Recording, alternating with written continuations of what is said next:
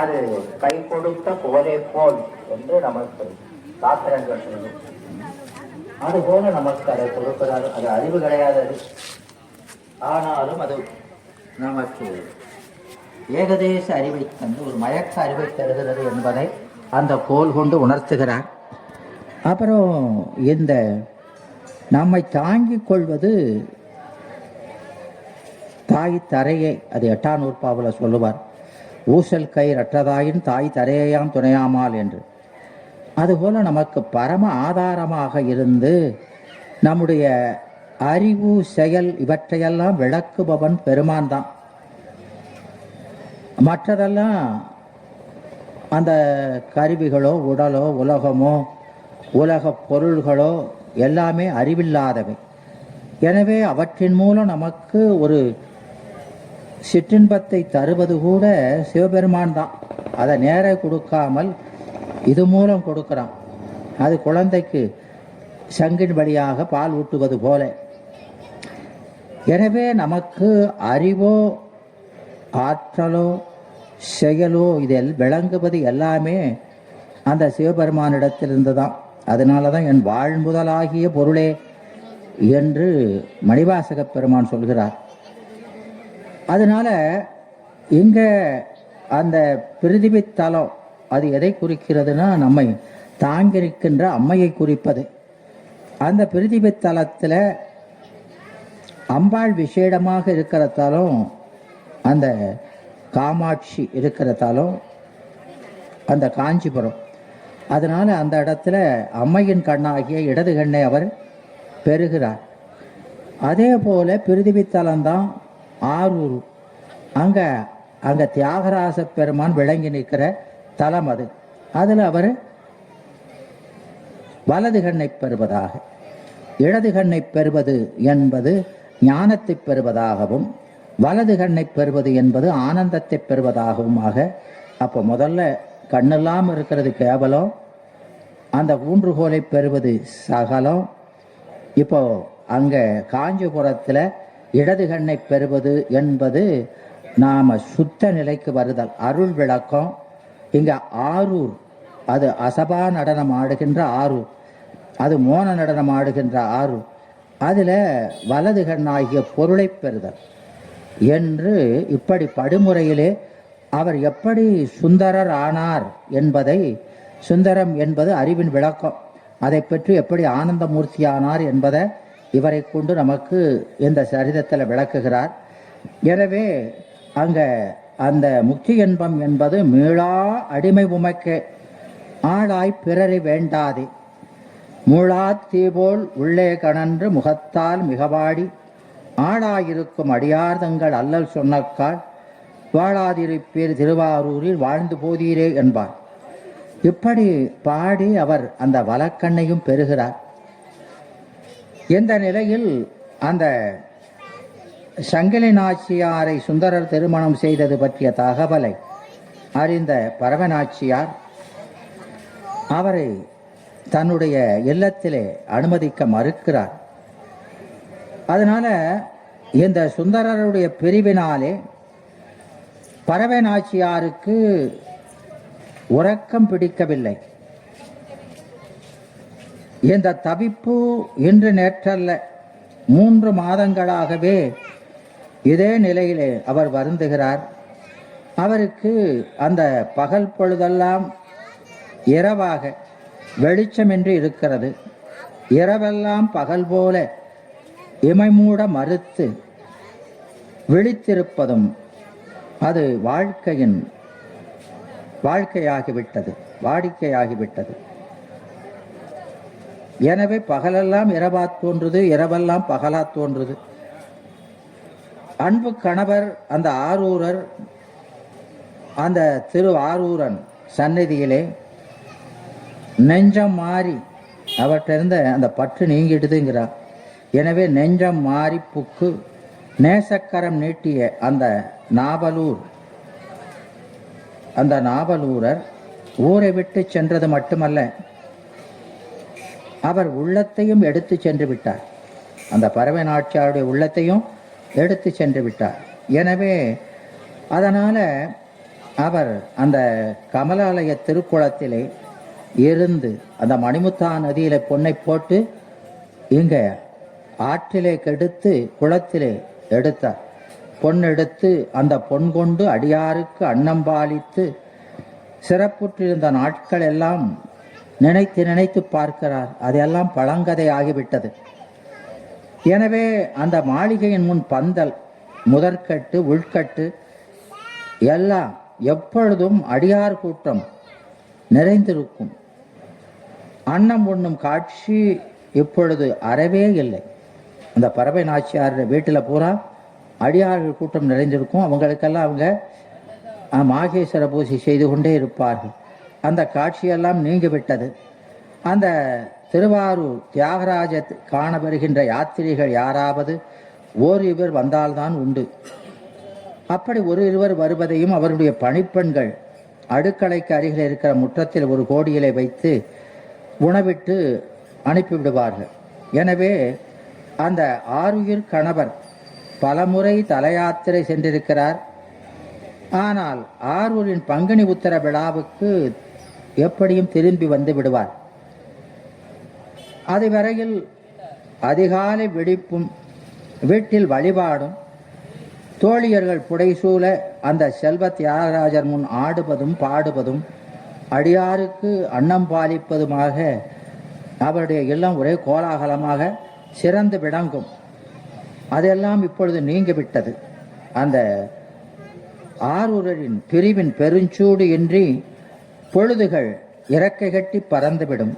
இந்த முறை யாத்திரை சென்ற அந்த வன்தொண்டர் திருவற்றியூரிலே அந்த சங்கிலி நாச்சியாரோடு ஒரு பிணைப்பு ஏற்பட்டு அந்த சங்கிலியின் பிணைப்பால் நினைக்க நினைக்க நெருப்பாய் மனமும் உடலும் இவருக்கு தகிக்கிறது. அன்றாட மாளிகைக்கு வருகிற அடியார் எண்ணிக்கை கொஞ்சம் கொஞ்சமாக குறைவதற்கு இதுதான் காரணமோ என்று அவர் நினைக்கிறார். அறவோருக்கு அழித்தலும் அந்தணர் ஓம்பலும் துறவோர் எதிர்தலும் துணைவரின் வேற்று மனத்தால் அதெல்லாம் பிளந்து போனது.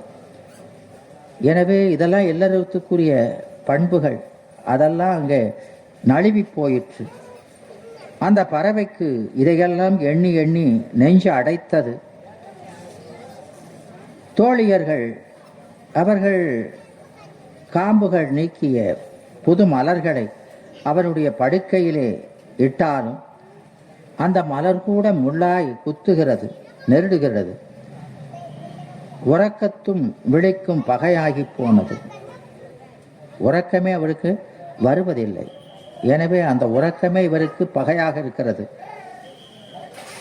எனவே அவருக்கு ஒரு இருக்கையில் அமரவும் முடியவில்லை. நடந்து மாளிகை விட்டு வெளியே செல்வதும் தூண்களில் மோதுவதும் அந்த தியாகர் திருமுன்பு செய்கின்ற நாட்பணிகளும் தினம் செய்கிற பணிகள் கூட படிப்படியாக குறைந்து போயிற்று. நம்பி ஆரூரருடைய நினைப்பு அவருடைய நெஞ்சத்திலே நெருப்பாய் வாட்டுகிறது.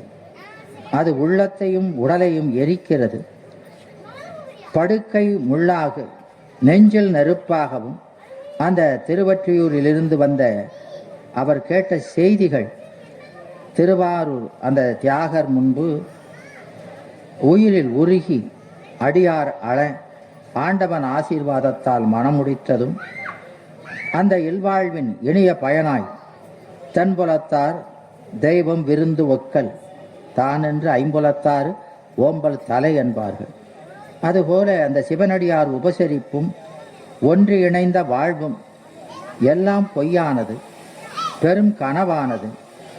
அதனால அவர் ஓம் நமச்சிவாய ஓம் நமச்சிவாய என்றும் தென்னாடுடைய சிவனை போற்றி எந்நாட்டவர்க்கும் இறைவாய் போற்றி என்ற இந்த வாழ்த்தொழிகள் அந்த பறவை நாச்சியாருடைய இல்லத்திலே நிறைந்திருக்கும். அதெல்லாம் இப்போ அப்படி மங்கி போயிற்று. எனவே அது நெடுங்கனவாக இடையிட்டன. எனவே அந்த நேரத்தில் அவருடைய தோழியர் வந்து, உன் கணவர் வந்துவிட்டார் வந்தொண்டர், தம் பரிசனங்களோடு வந்து கொண்டிருக்கிறார் என்று இவரிடம் சொல்கிறார்கள். இவர் எல்லாம் தெரிகிறது, நீங்கள் எல்லோரும் ஏன் இவ்வளவு பரபரப்போடு இருக்கிறீர்கள் என்று அவர்களை கோபித்துக் கொள்கிறார். எனவே தல யாத்திரை நிறைவுற்று வரும் பொழுதெல்லாம் அந்த நாவலூரர் வருகைக்கு தோரணம் கட்டி பூரண கும்பம் ஏந்தி மங்களப் பொருளால் வரவேற்பதற்கான ஏற்பாடுகள் செய்வதற்குத்தான் என்று அந்த தோழிகள் சொல்கிறார்கள். இது வழக்கம்தானே என்று சொல்கிறார்கள்.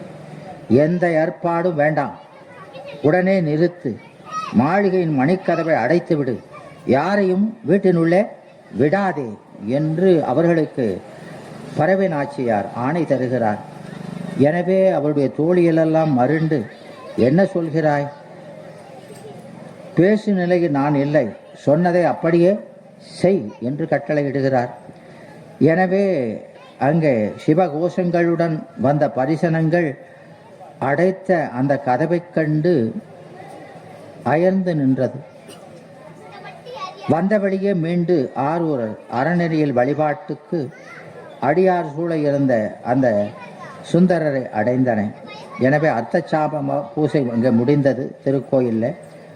அனைவரும் அவரிடம் இருப்பிடம் சேர இந்த சுந்தரர் மட்டும் அந்த தேவாசிரிய மண்டபத்திலே அந்த சாம பொழுதிலே தனித்து இருந்தார். எனவே தனித்திருக்கிறார் என பெருமான் எப்போது அவர் கூடவே இருக்கிறார்.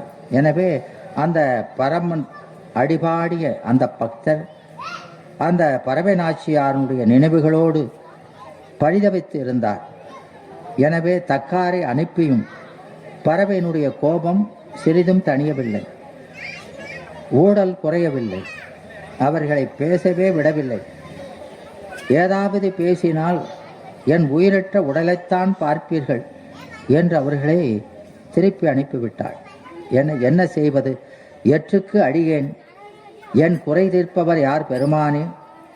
பிறந்தது ஓரிடத்தில், வளர்ந்தது பிரிதோரிடத்தில், மனம் பேசியது ஒரு பெண்ணுடன், என்ன பாவையுடன் பிணைத்த உன் அருளால் தானே சங்கிலியையும் நீதானே பிணைத்தாய் என்று பெருமானிடத்தில் முறையிடுகிறார். எனவே அந்த தாயினும் நல்ல தோழரே, என் துன்பம் உணர்ந்தும் அதை வந்து நீக்காதிருப்பது முறையோ என்று முறையிடுகிறார். பொழுது நகர நகர அந்த சுந்தரமூர்த்தியின் துயரமும் பெருகிக்கொண்டே இருக்கிறது. அந்த ஆதி அந்தமில்லாத பெருமான் அவர் நம்மை போல ஒரு வடிவம் தாங்கி பாதம் பணிந்த அவர் வருகிறார். அவரை பாதம் பணிந்த நாவூரர் தலையார கும்பிட்டு அவரை வாழ்த்துகிறார். தோழனே, உனக்கு உற்றது என்ன என்று அவர் கேட்க, பெருமானே, அருளால் திருவொற்றியூர் சங்கிலியாரை மணந்தேன். அச்செய்தி அறிந்த பறவை என்னை இப்பொழுது சங்கிலியாரை மறந்ததுனால இந்த பறவை நாச்சியார் என்னை மறுக்கிறார். அருளால் பெருமானே, இந்த பறவையிடம் என்னை சேர்ப்பிக்க வேண்டும் என்று சுந்தரமூர்த்தி சுவாமிகள் அவரிடத்தில் முறையிடுகிறார். தன் தோழனுக்கு உறுதியளித்த பெருமான் அந்த திருவாயூர் திருக்கோயில் அர்ச்சகர் போன்ற வடிவத்தை எடுத்துக்கொண்டு அந்த பறவை நாச்சியாருடைய இல்லத்தை அடைகிறார். ஞாலம் உய்ய எழுந்து அருளும் நம்பி தூதர் பறவையார், கோல மாளிகை மணிமாளிகை வாயில் குறுகுபார் முன் கூடத்தம்பால் அங்கு அணைந்தவர் புறம் நிற்ப, பண்டே தம்மை அரிசிக்கும் சீலமுடைய மறைமுனிவராகி தனியே சென்றணைந்தார் என்கிறார். எனவே அவருடன் அந்த தேவகணங்கள் எல்லாம் சூழ்ந்து வருகிறார்கள். அவர்களையெல்லாம் அங்கே தனியே நிப்பாட்டிட்டு இவர் மட்டும் அந்த ஆரூர் வீதியில நடந்து அந்த நாச்சியாருடைய இல்லத்தை, அந்த பறவை நாச்சியாருடைய இல்லத்துக்கு வந்து சென்று அணைந்தார். அவர் அந்த அர்ச்சகர் கோலத்தில் வருகிறார். இவர் வந்து கதவை தட்டியவுடன் கண் துயில் எழுந்தார். கண் துயில் எழுந்தார் அப்படின்னா அவர் துயிலவே இல்லையாம். ஆனாலும் அவர் கதவை தட்டினவுடனே எழுந்து வந்து வைய கையறவு எய்தி, மிகவும் கையறவுனா துன்பம், அவர் துன்பப்பட்டு இங்கு இன்று அண்டர் தம்பிரானார் தோழருக்காக அர்ச்சிப்பார் கோலம் கொண்டு அணைந்தவரை யான் உட்கொண்டிலேன் பாவியேன் என்று அவர், அதாவது அந்த பெருமான் இவர்கள் புடைசூழ வந்தவர் தான் மட்டும் கொண்டு கதவை தட்ட அவர் வந்து, இவர் சங்கிலியை மணந்தவர் இங்கே எதற்காக என்ன நாடுகிறார் என்று அவரை திருப்பி அனுப்பி விடுகிறார். அவரும் சிரித்து கொண்டே சென்று அதை அந்த சுந்தரமூர்த்தி சாமியிடம் சென்று சொல்கிறார். அந்த அம்மா மறுத்துட்டாங்க, மணிக்கதவும் தாழ் திறக்கவில்லை என்று சொல்கிறார். எனவே அவர் பொறுக்க மாட்டாம, அந்த பிணக்கை நீர் எப்படியும் தீர்த்தருள வேண்டும், நீர் நல்ல செய்தியோடு வருவீர் என்றிருந்தேன், ஆனால் நீர் இப்படி பெருமானே உம்மால முடியாத காரியங்கள் யாரால் முடியும் என்று கேட்கிறார். எனவே அந்த பெருமான், சரி உனக்காக நான் மீளமும் ஒரு தடவை அந்த சங்கில் நாச்சியாருடைய அந்த பரம நாச்சியாருடைய வீட்டுக்கு சென்று அவரை கேட்டுக்கொள்கிறேன் என்று செல்கிறார். அங்கே பரம நாச்சியாருடைய கனவிலே பெருமான் வந்தது அவருக்கு வெளிப்படுகிறது. அதனால் அவர் இரண்டாவது முறை வந்து தட்டின உடனே இது பெருமான் தான் வந்திருக்கிறார், அவர் நம்பிரான் சோழரானதால் வந்தார் என்பதை உணர்ந்து அவர் இந்த வந்தது முதல்ல வந்தது நீங்கள் அர்ச்சகர் கோலத்தில் வந்ததுனால பெருமான் தான் வந்தார் என்பாரே நான் அறியவில்லை, அதனால் உட்கொண்டிலேன் பாவியேன் என்று அந்த ஒன்சுடர் வாயில் பார்த்து உளையவரோடு அழியும் போதில் அங்கே வெறிபுறு கொன்றவேணி விமலரும் தாமாம் தன்மை அறிவுறு கோலத்தோடும் அளவுகில் பல்பூதர் அந்த நாதர் செறிபுறு தேவர் யோகர் முனிவர்கள் சூழ்ந்து செல்ல அந்த மறைவில் பரவநாச்சியார்தம் மாளிகை புகுந்தார் வந்து என்று. எனவே அவர் அந்த கொன்றை அணிந்த வேணியை உடைய பெருமான் அவருக்கு காட்சி தந்து, அவர் கூட வந்த பல்கணநாதர்கள் அந்த தேவகணங்களெல்லாம் அவர்கள் அந்த உருவிலே தோன்ற தேவர்கள் யோகர்கள் முனிவர்கள் இவையெல்லாம் அங்கே சூழ்ந்து நிற்க அவர் அந்த வீட்டுக்கு ஏகுகிறார். பாரிடத் தலைவர் முன் பல்கண நாதர் தேவர் நேர் ஒரு முனிவர் சித்தர் இயக்கர் இறைதலாலே பேர் அருளாளர் எய்தப்பெற்ற மாளிகைதான் தென்பால் சீர்வலர் கையிலை வெள்ளி திருமலை போன்றது அன்றே என்பார். எனவே அந்த ஆரூரு அந்த பறவை நாச்சியார் எல்லாமே அந்த கைலை மலை போல் ஆயிற்று. ஏன்னா பெருமான் வந்தா இருக்கிற இடம்தான் கைலை. எனவே அந்த ஆரூரே அத்திரு கைலாயம் போல, அந்த இரவு கூட பகல் போல வெளிச்சமாக அப்படி விளங்குகிறது. ஐயர் அங்கு அணைந்த போயில் அகிலலோகத்து உள்ளாரும் எய்தியை செறிந்து சூழ எதிர்கொண்ட பறவையார்தாம் அந்த மையுறு நடுக்கத்தோடு மிக்கு எழுந்து மகிழ்ச்சி பொங்க செய்யதாள் இணைமுன் சேர விரைவினால் சென்று வீழ்ந்தார். அவர் ஓடோடி போய் பெருமான்னு தெரிஞ்ச உடனே திருவடியில் வீழ்ந்து வணங்குகின்றார். அரி அயர்க்கு அறியார்தாமும் ஆயிழையாரை நோக்கி உரிமையால் ஊரன் ஏவ மீளவும் உண்பால் வந்தோம். முருகலர் குழலாய் எண்ணம் முன்பு போல் மாறாதே நின்பால் பிரிவுறு வருந்துகின்றான் வரற்பெறல் வேண்டும் என்று அவர் சொல்கிறார். எனவே அந்த பிரம்மனுக்கும் திருமாலுக்கும் அவர்களால் காண முடியாத அந்த திருவடி அந்த ஆயிழையாரை நோக்கி அந்த அம்மையினுடைய திருவெட்டிற்கு வந்து அவரை நோக்கி உரிமையால் ஊரன் ஏவ, என் மீது நண்பர் என்ற உரிமை கொண்டதனால ஆரூரன் என்னை மீளவும் அவர் எல்லாத்தையும் ஏவல் கொள்பவர், அவர் இவருடைய ஏவலுக்காக மீளவும் ஒரு முறைக்கே இருமுறையாக உண்பால் வந்தோம் என்று எல்லாருக்கும் அபயமளிக்கிற பெருமான் அவர். எல்லாரும் அவரை நோக்கி அபயமிடுவார்கள். அவர் இவற்றை வந்து ஏந்தி நிற்கிறார். அவர் ஆமா சேர்ந்தறியா கையான் என்பார். அவர் யாருக்கும் யாரிடத்திலும் எதையும் கேட்பதே இல்லை. தன்னுடைய அன்பனுக்காக இவரிடத்திலே சென்று அவருடைய அன்பை யாசித்து நிற்கிறார். எனவே உரிமையால் இதெல்லாம் அந்த அவனுக்கும் இவருக்கு இந்த உரிமையால் செய்கிறார். முருகலல் குழலாய் எண்ணம் முன்பு போல் மறாதே, முன்னால மறுத்தது போல இப்பவும் மறுத்திராதே என்று சொல்கிறார். நின்பால் பிரிபுற வருந்துகின்றான் என்று அந்த சுந்தரமூர்த்தி சுவாமிகளுடைய வருத்தத்தை தன்னுடைய வருத்தம் போல கொண்டு அவர் இவரிடத்திலே வந்து இறந்து நிற்கிறார். இறந்த எல்லாம் உமக்கே பெறலாம் என்னும் அன்பன் உள்ளம் கறந்து நில்லா கல்வனேனே என்பார். அப்பேற்பட்ட பெருமான் இங்கே வந்து இவரிடத்தை நோக்கி இறந்து நிற்கிறார்.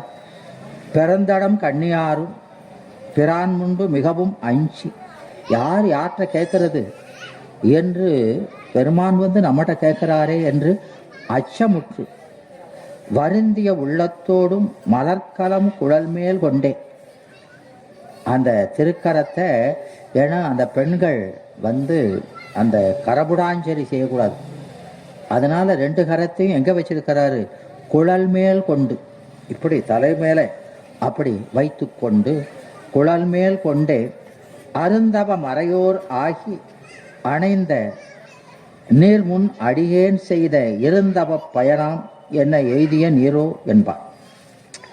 எனவே நீர் இங்க வந்து அருந்தவ மறையோர் ஆகி, அந்த திருக்கோயிலில் பணி செய்கிற மறையவர் போலவே ஆகி அதிலே மறைந்து வந்திருக்கிறார். எப்படி வந்திருக்கிறாரு, முதல்ல அந்த மறையவரிடத்தில் மறைந்து அணைந்த நீர் முன் அடியேன் செய்த அந்த தவறை பொறுத்து அருள வேண்டும், எய்தியது நீரோ என்று அறியேன் என்று அவர் வேண்ட, துளிவளர் கண்ணீர் வார தொழுது விண்ணப்பம் செய்வார், ஒளிவளர் செய்ய பாதம் வருந்த ஓர் இரவு மாறாது அழிவரும் அன்பர்க்காக அங்கொடு இங்கு உழல்வீராகி எளிவரும் வேறும் ஆனால் என் செய்கேன் இசையாது என்றார்.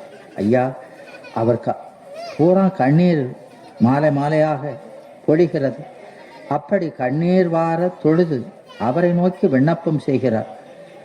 ஒளிவளர் செய்ய பாதம், இந்த பாதம் எல்லாருக்கும் ஞானத்தை கொடுக்கின்ற பாதம், அந்த பாதம் வருந்த ஓர் இரவு மாறாது அழிவரும் அன்பர்க்காக, ஒரு அடியவருக்காக அந்த பாதம் வருந்த இந்த இரவிலே இங்கு நடந்தீரே, ஆக அங்கோடு இங்கு உழல்வீர், என்கிட்டையும் அவருக்கும் இவருக்குமாக அங்கு இங்கு நாம தான் பிறவியில அங்கும் இங்குமாகி அலமருவோம். அவர் எப்போதும் மாறாத தன்மையிலே இருப்பவர், அவர் அங்கெங்குமாக நமக்காக அலமுறுகிறாரே என்று சொல்கிறார். எனவே எழறிவராகி எளிவரும், இதெல்லாம் அவருடைய எளிவந்த தன்மை. பக்தருக்கு அவ்வளவு இறங்கி வருகிறார். இப்படி வந்தா நான் என்ன சொல்ல முடியும், அதுக்கு மேல ஒன்றும் சொல்றதுக்கே இல்லை என்று அந்த மணிக்கதவம் தாழ்திறக்க வெண்ணகை பறவை அந்த பாதி இரவில் வந்த அந்த பெருமானுக்காக அவருடைய அந்த அவர் முதல்ல இவரை எந்த காலத்திலும் கூடக்கூடாதுன்னு நினைச்சத அதை அந்த கொள்கையிலிருந்து தளர்ந்தார். எனவே அந்த பெருமான் இந்த அடியவர்களுக்காக எவ்வளவு வேணாலும் இறங்கி வருவார். எனவே அந்த பெருமான் தூது வந்த பெரியார் கோலமும் அவருடைய ஒழுக்கமும் வந்த நேரமும் பேசிய சொல் நிலையும், அவர் பேசினது அவர் வந்த நேரம் ஒளியும் காண்பாரார் கண்ணுதலார் காட்டாக்காலே என்றது போல அவர் தன்னை தானே உணர்த்தவில்லை என்றால் அவரை யார்தான் அறிய முடியும் என்று அவர் மருண்டு ஒருமையால் ஊரநேவ வந்தோம் என்றாரே. எனவே அந்த பல்கணநாதர் தேவர் முனிவர் சித்தர் இயக்கர் எல்லாம் சூழ அந்த தேரோடும் அந்த திருவார் வீதியிலே வர அந்த தென் கைலாயமாக திருவார் பொலிந்து இறங்கியது. எனவே அந்த வீதி விடங்கர் இந்த வீதியிலே நடந்து வந்தார். மாளிகையில் உள்ள தோழியர்கள் சூழப்பாய்ந்து வந்த பறவையார் அவருடைய பாதம் பணிந்தார். அந்த பெருமானுக்கு இசைந்தார். தேவரும் மூவருக்கும் அரிய பெருமான் தன் பக்தருக்காக பிரம்பால் முத்துண்டது போல, அந்த மணிவாசகருக்காக முத்துண்டது போல பிரியங்கொண்ட தோழர் தம் துரிசு ஏற்றுக்கொண்டார். தோழருக்காக பொற்பாதம் தோய தூது சென்றார். எனவே தமிழர் தம் இலக்கிய மரபிலும் பக்தி மரபிலும் வழிபடும் வருகின்ற அந்த தூது சொல்லப்படுவதாக அங்கே நிறைவுறும் இருபெரும் மரபிலும் இறைவன் தூது, அதனுடைய தூது மட்டும் வெற்றி பெறுகிறது. இறைவன் தூது வந்தா முடியாதது கிடையாது என்பவே அந்த பேரின்பத்தின் குறியீடாக அந்த தூது அமையும் என்பது தமிழ் மரபு என்பவை அங்க பேரின்பமாய் திகழ்கின்ற பெருமான் தலைமக்களை இணைக்கின்ற அரும் செயல் வரலாறாக இது அமைகிறது. இங்கே உடல் மீதுந்த அன்பு உயிர் கலந்த இன்பமாய் இறைவனாலே ஏற்றம் பெறும் என்பதை அவர் உலகிற்கு உணர்த்தினார். எல்லாருக்கும் எல்லாவற்றுக்கும் முன்னே தோன்றியவன் எம்பெருமான், ஆதியாய் வந்த அருமறையாளன். அவன் தன்பயத்தனாதல், தூய உடம்பினாதல், இயற்கை உணர்வினாதல், முற்றும் உணர்தல், இயல்பாகவே பாசங்களின் நீங்குதல், பேரருள் உடைமை, முடிவில் ஆற்றல் உடைமை, வரம்பில் இன்பமுடைமை என எண்குணத்தவனாய் இருப்பவன்.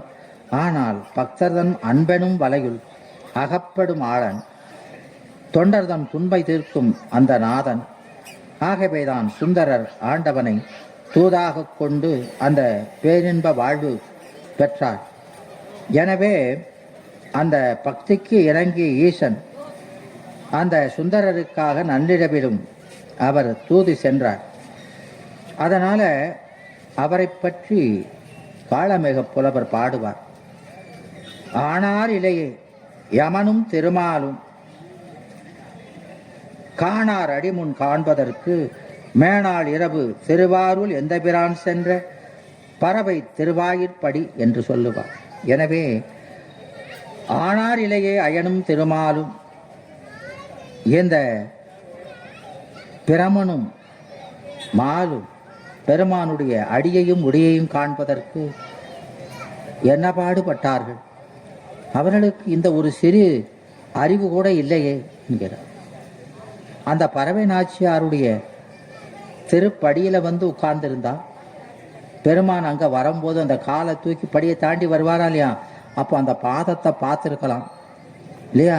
அவர் வீட்டு வாசலை நுழையும் போது தலையை தாழ்த்தித்தானே வருவார், அப்போ முடியையும் பார்த்துருக்கலாம். இது தெரியாம இவங்க இவ்வளவு கஷ்டப்பட்டார்களே என்று அவர் பாடுவார். எனவே அந்த வாசல் படி, அந்த பறவை நாச்சாருடைய வாசல் படியில கிடப்பதே அவ்வளவு புண்ணியத்தை தரும் என்று சொல்கிறார். எனவே இப்படி அந்த இருவரையும் இணைத்து வைத்த பெருமான் காவிரியால் வளம் கொடுக்கின்ற அந்த சோழ நாட்டிலே பெருமங்கலம் என்ற ஒரு சிறந்த ஊர், அந்த தலத்திலே ஏயர் குலத்திலே சோழனுடைய பலத்தலைமை வகிக்கும் பெருமை கொண்டவராக திகழ்ந்தவர் ஏயர்கோன் கலிக்காம நாயனார். அந்த குடியிலே வாழ்ந்து வந்த தொண்டர்கள் பலருள் கலிக்காம நாயனார் என்பவர் சிறந்து விளங்கினார். இவர் பக்தியின் பேர் உருவாய், அன்பின் அழகு வடிவமாய், சிறந்த சிவத்தொண்டராய் விளங்கினார். இவருடைய மாமனார் அவர் மானார்க்கஞ்ச நாயனாருடைய மகளை திருமணம் செய்து இல்லறத்தை இனிதி நடத்தி வந்தார். இச்சிவனடியார்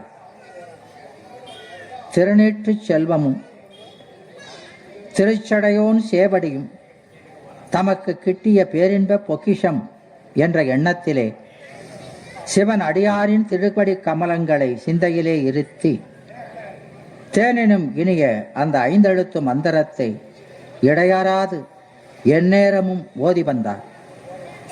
பெருமானின் நினைவாகவே காலம் கடத்தி வந்த நாயனார் சிவன் அடியார்களின் வியக்கத்தக்க செயல்களையும் அவர்களது பக்தி பெருக்கின் தன்மையையும் கேள்வியுற்று களிப்பு எய்தி வந்தார்.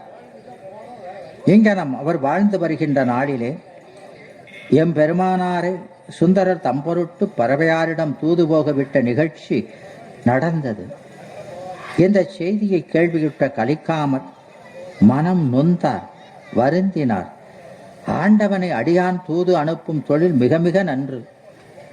இறைவன் அவனது ஆணைக்கு உட்பட்டு இரவு முழுவதும் தமது தூய திருவடிகள் நோவுமாறு தேரோடும் திருவீதி வழியே உழன்றுள்ளாரே என்று எண்ணுகிறார்.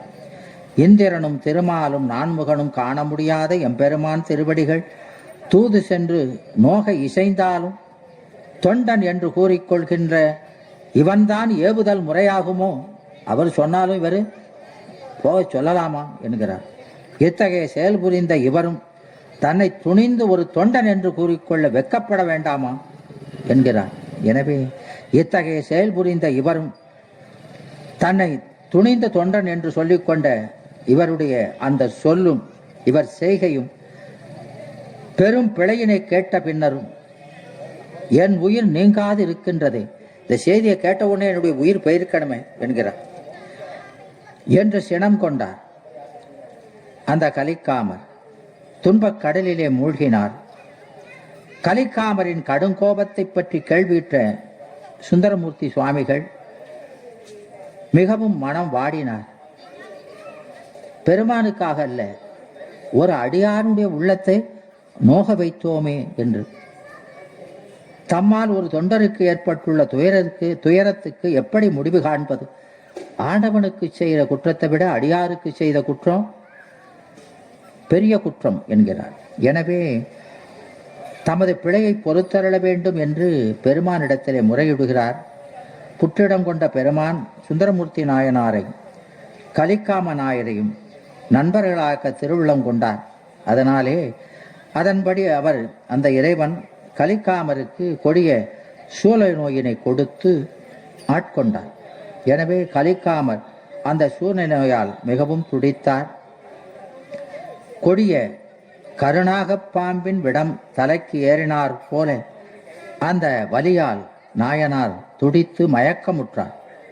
அப்பொழுது எம்பெருமான், உன்னை துன்புறுத்துகின்ற இந்த சூளை நோயை தீர்க்க வல்லான் வந்தொண்டனே ஆவான் என்று அவருடைய கனவுல வந்து சொல்கிறார். அப்படி அந்த பெருமான் திருவாய் மலர்ந்தருளி மறைந்தார்.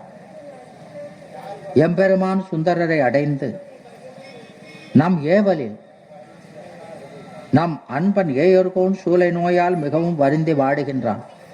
அவருக்கு வந்த சூளை நோய் வினையால் வந்ததல்ல, பெருமானுடைய சங்கற்பத்தால் வந்தது, அவர் ஏவலினால் வந்தது.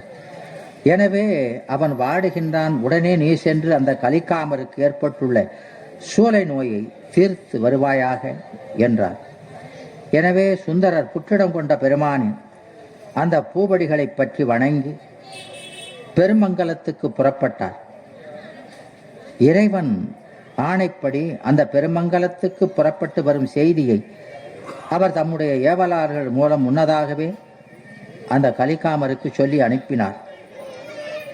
ஏவலர் கலிக்காமர் இல்லத்தை அடைந்து சுந்தரர் வருகையை பற்றி கூறினார்கள். ஏற்கனவே பல வழிகளில் இவரை பற்றி கேள்விப்பட்டு துவண்டு புலிப்போல் துடித்துக் கொண்டிருந்த அந்த கலிக்காமருக்கு சுந்தரனுடைய வருகையை பற்றி கேள்விப்பட்டதும் வெந்த புண்ணிலே வேல் பாய்ந்தது போல அவருக்கு மிகவும் துன்பத்தை தந்தது.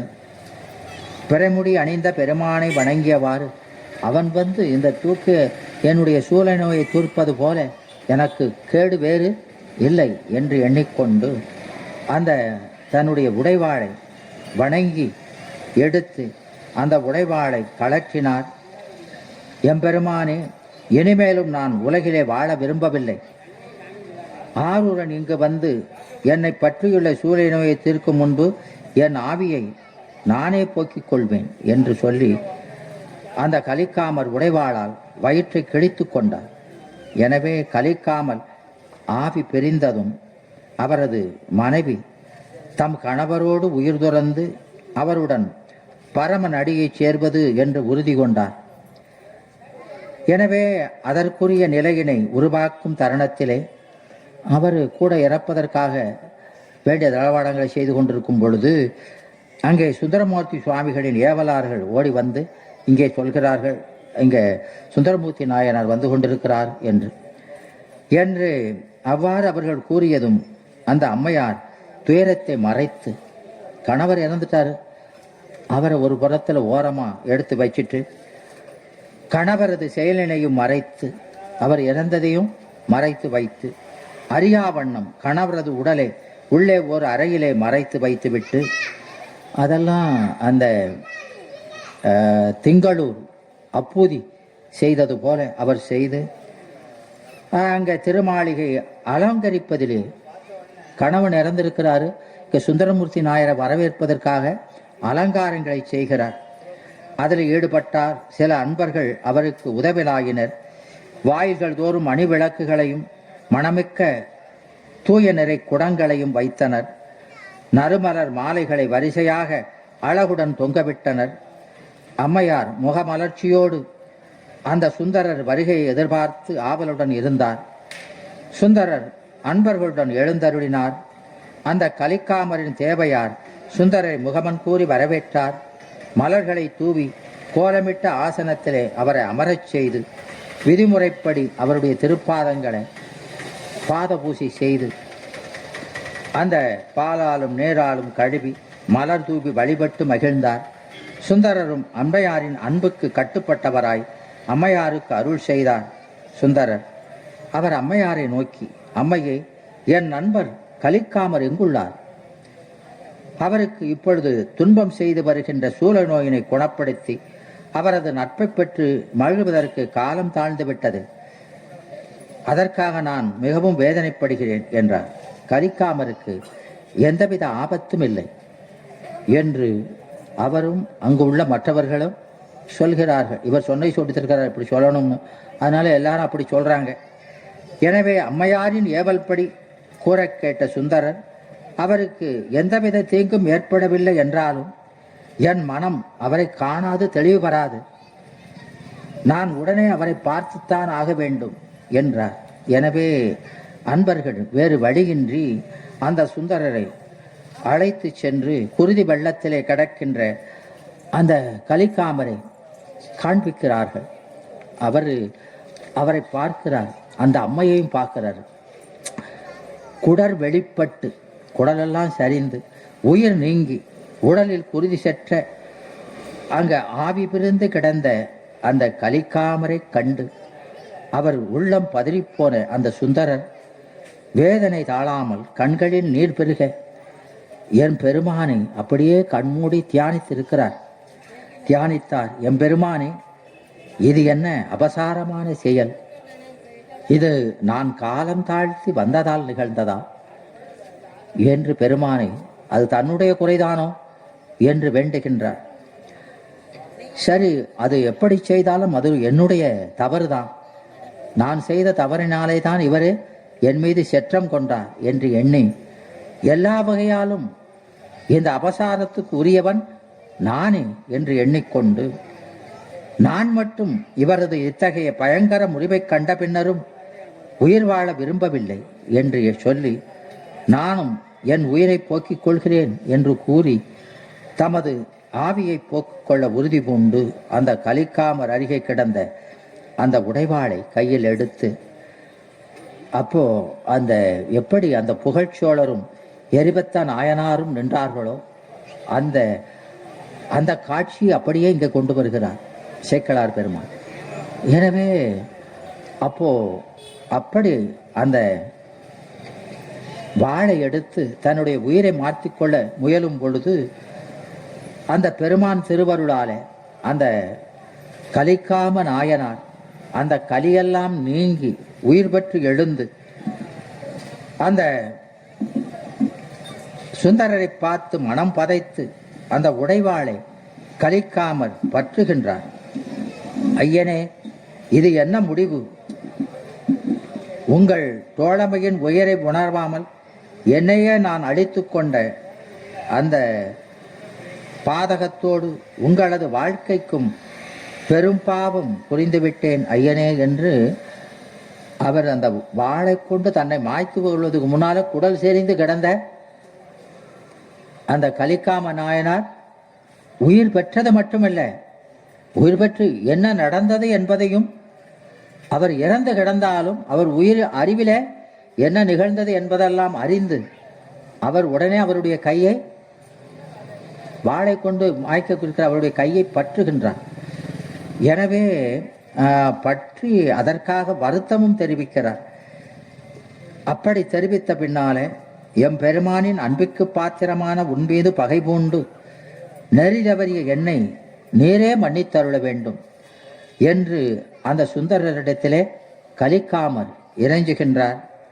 எம் பெருமானின் திருவருளை எண்ணி அகமும் முகமும் மலர்ந்திட அந்த கலிக்காம நாயனாரை ஆறத் தழுவி பெருமிதம் கொண்டார் சுந்தரமூர்த்தி சுவாமிகள். கலிக்காமரும் சுந்தரனின் பாதங்களிலே விழுந்து வணங்கினார்.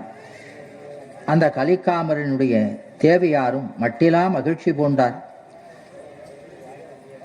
அதை பார்த்து சுந்தரமூர்த்தி சுவாமிகளும் மிக மகிழ்ந்தார். அவரது மனைவின் பக்தியை பெரிதும் வியந்து போற்றினார். கலிக்காமர் பக்தியை போற்றல, யாருடைய பக்தியை போற்றினார்? ஆமா, அந்த மங்கையினுடைய பக்தியை போற்றினார். இவர் பெருமானிடத்துல அவ்வளவு பக்தி இருந்தது. அவருக்கு நான் அபசாரம் செய்துவிட்டேன் என்று என் மீது பகை கொண்டார். ஆனால் இந்த பெண் அவர் பிறப்பிலேயே வளம் உடையவராக இருக்கிறார்.